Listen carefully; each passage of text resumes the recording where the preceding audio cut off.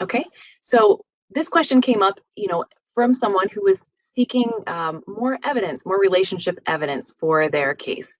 And, one of the types of evidence that people tend to submit is financial type evidence. So any type of joint account you might have with either your fiance or your spouse can sometimes be good evidence to submit as proof that you do have a relationship.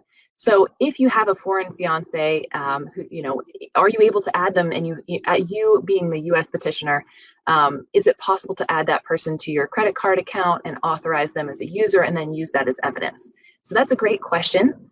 Certainly, that is something that we have used in some cases.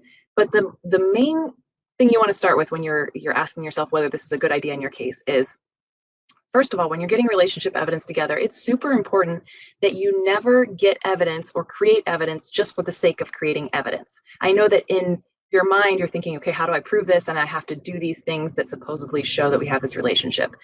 But you don't want to create something just for that purpose, because then that's actually fraudulent evidence. Even if your relationship's real, if you created something simply to show that you had a relationship and you didn't plan to use it, then that's not good, and it looks suspicious, actually.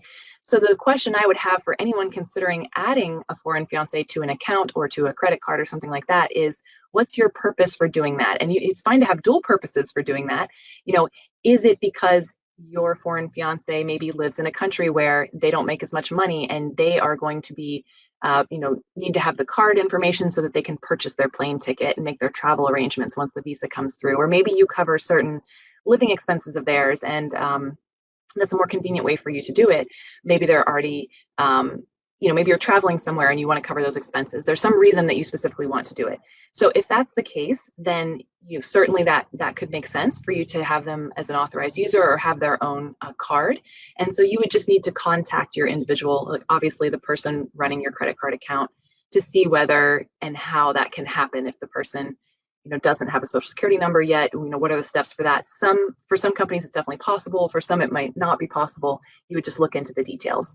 If you are thinking, oh no, we don't have any reason to need to have the same financial accounts until they actually get into the US, then it's totally fine to not have them on your credit card account and use other alternative evidence of your relationship. So frequently when people are in the relationship evidence process for a K-1 visa, the evidence is looking different from when they then come to the US and get married and then file their adjustment of status. It's a different situation when you're living together. You have different types of evidence of proving that you reside together, that you share accounts together, maybe that you share insurance and things like that together. When you're separated, a lot more of the evidence is going to involve traveling to see each other, staying in communication with each other, and sending things back and forth. And that's natural and logical, and that logical sequence of evidence is certainly what immigration is looking for. So thanks to our Facebook group users who brought up that great topic so that we could talk about that for everyone's benefit who's considering potentially joining a financial account or a credit card account together.